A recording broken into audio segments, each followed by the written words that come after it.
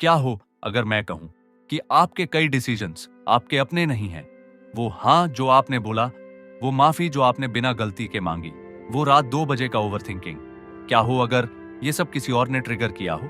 कोई हाइपोसिस नहीं, कोई फोर्स नहीं, बस सबटल कंट्रोल। आज हम डिकोड करेंगे वो हिडन टैक्टिक्स जो लोग आपको कंट्रोल करने के लिए यूज करते हैं। ये कोई विलन की कहानी नहीं है, ये एवरीडे साइकोलॉजी है।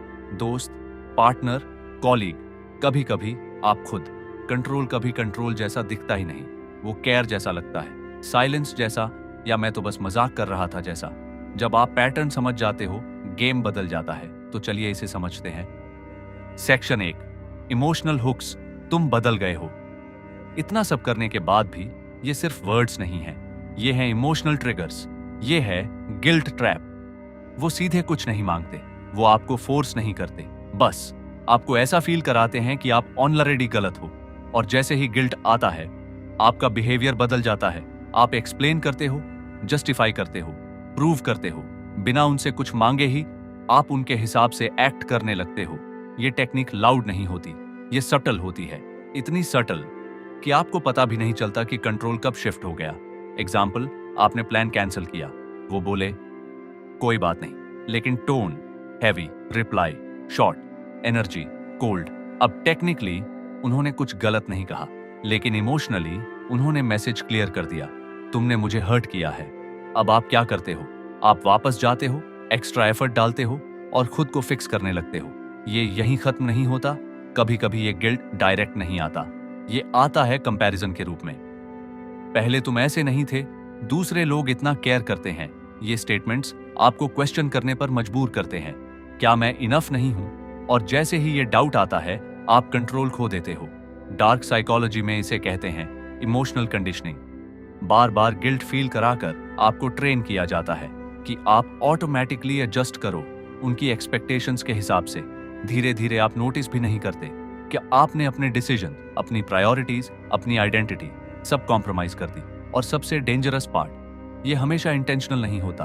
कई बार लोग खुद भी अनअवेयर होते हैं कि वो ये पैटर्न यूज कर रहे हैं, लेकिन इम्पैक्ट वही रहता है। अब सवाल ये नहीं है कि लोग ऐसा क्यों करते हैं, सवाल ये है आप इससे बचते कैसे हो।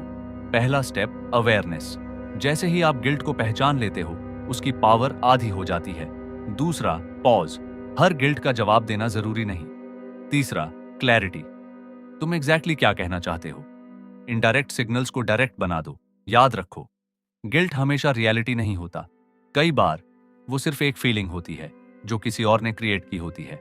और जब आप ये समझ जाते हो, तो आप रिएक्ट नहीं करते, आप चूज करते हो। Section 2, silent treatment. No reply, no explanation, बस साइलेंस। ये नॉर्मल डिस्टेंस नहीं है, ये है इमोशनल विड्रॉल। और कई बार ये एक कंट्रोल पैटर्न बन जाता है। पहले क्या होता है? Attention, consistency, connection. फिर अचानक सब कुछ गायब। और यहीं से शुरू होता है माइंड का पैनिक। आप सोचते हो, मैंने क्या गलत किया? वो ऐसे क्यों बिहेव कर रही है? सब ठीक है ना? अब नोटिस करो, वो कुछ नहीं कर रहे, फिर भी आप ओवरथिंक कर रहे हो। यही है इसकी पावर। साइलेंस आपके अंदर सवाल पैदा करता है, और जब सवाल बढ़ते हैं, आप आंसर्स के लिए उनके पास वापस जाते हो। एग्जाम्पल, आर्ग्यूमेंट हुआ, वो अचानक disappear. No calls, no texts, बस सीन या कंप्लीटली इग्नोर। आप वेट करते हो, फिर मैसेज करते हो, सब ठीक है, सॉरी अगर मैंने कुछ गलत कहा, डबल टेक्स्ट, ट्रिपल टेक्स्ट, और एंड में आप अपोलोजाइज करते हो इवन व्हेन आप गलत नहीं थे। ये एक्सीडेंटल नहीं है, ये है रिवॉर्ड पनिशमेंट साइकिल। पहले आपको अटेंशन दिया गया, फिर वो अटेंशन छीन लिया गया। आपका ब्रेन उसी अटेंशन को वापस पाने के लिए और एफर्ट डालता है।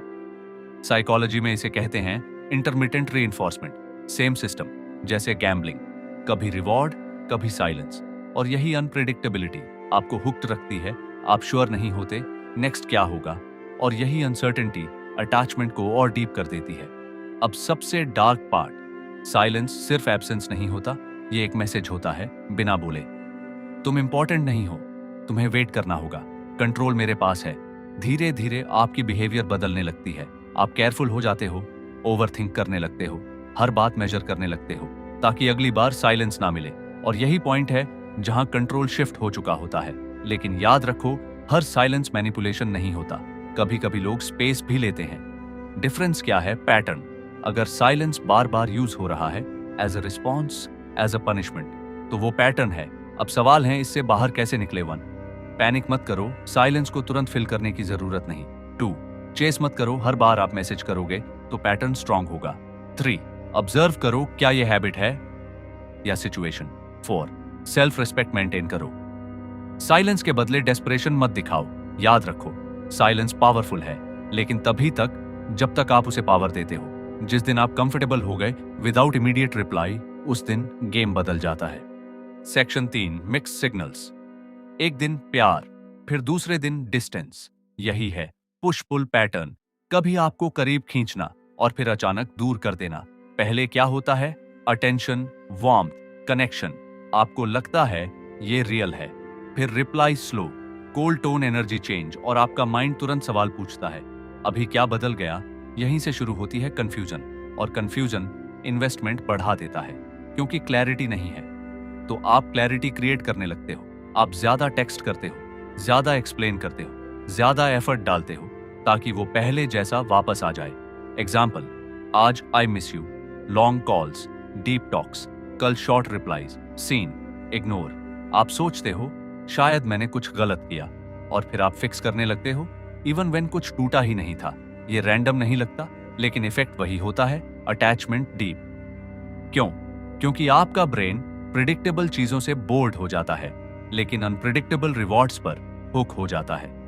साइकोलॉजी में इसे कहते हैं वेरिएबल रीइंफोर्समेंट, कभी रिवॉर्ड, कभी विथड्रॉल, और यही पैटर्न डोपामिन स्पाइक्स क्रिएट करता है। आप श्योर नहीं होते अगला मोमेंट कैसा होगा, और यही अनसर्टेनिटी आपको इमोशनली इन्वेस्टेड रखती है।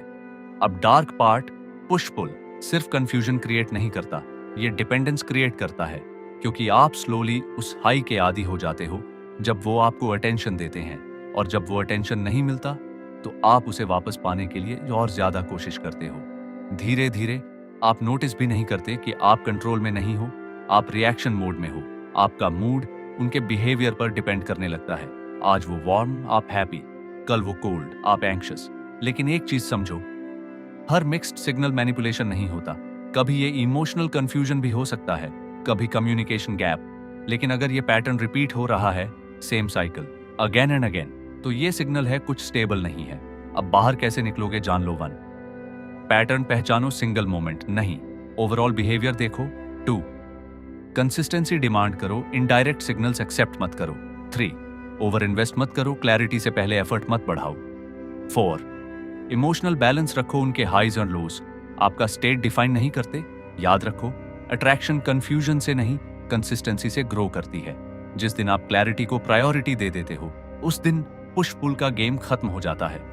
Section 4, gaslighting. वो कहती हैं मैंने ऐसा कब कहा, तुम ओवर रिएक्ट कर रहे हो। शुरुआत में ये बस आर्ग्यूमेंट्स लगते हैं, लेकिन धीरे धीरे आप अपनी ही मेमोरी पर डाउट करने लगते हो। यही है गैसलाइटिंग। ये लाउड नहीं होता, ये सब्टल होता है, इतना सब्टल कि आपको पता भी नहीं चलता कि आपकी रियलिटी कब शिफ्ट हो गई। पहले क्या होता है, एक इंसिडेंट आपको क्लियरली याद है, फिर सामने वाला बोलता है ऐसा कुछ हुआ ही नहीं। आप सोचते हो शायद मैंने गलत समझा, फिर दूसरी बार, फिर तीसरी बार, और धीरे धीरे आपकी सर्टेनिटी टूटने लगती है। एग्जाम्पल, वो आपको हर्ट करते हैं, आप काल्मली बात करते हो, वो बोलते हैं तुम हमेशा ओवर रिएक्ट करते हो, तुम हर चीज को इश्यू बना देते हो। अब टॉपिक क्या था? उनका बिहेवियर, लेकिन फोकस शिफ्ट हो गया आपकी रिएक्शन पर। अब आप खुद को एक्सप्लेन कर रहे हो, डिफेंड कर रहे हो, और असली इश्यू साइड में चला गया। यही है इसका ट्रैप, रियलिटी शिफ्ट। सच वही नहीं रहता जो हुआ था, सच वो बन जाता है जो आपको बिलीव कराया गया। गैसलाइटिंग का पर्पस होता है आपकी सर्टेनिटी तोड़ना, क्योंकि जब आपको खुद पर डाउट होता है तो आप दूसरों पर डिपेंड हो जाते हो।